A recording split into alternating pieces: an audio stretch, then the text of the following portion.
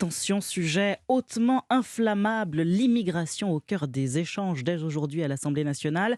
Avant sa présentation officielle début 2023, Elisabeth Borne va soumettre les grandes lignes de la future loi Asile et Immigration aux députés. Débat sans vote, mais la Première ministre veut trouver un terrain d'entente avec les oppositions.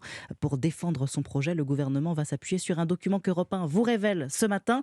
Dimitri Vernet, on peut notamment y lire 10 constats sur l'immigration. Oui, le premier depuis 20 ans, l'immigration accélère en France.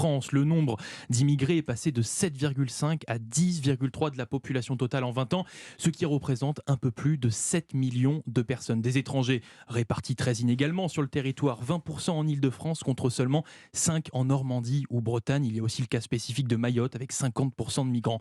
Dans les causes qui expliquent ces chiffres, arrive en tête le motif familial, c'est-à-dire des personnes liées à des Français, conjoints, ascendants, parents, etc., suivi par le motif économique. Puis vient l'immigration irrégulière en constante progression.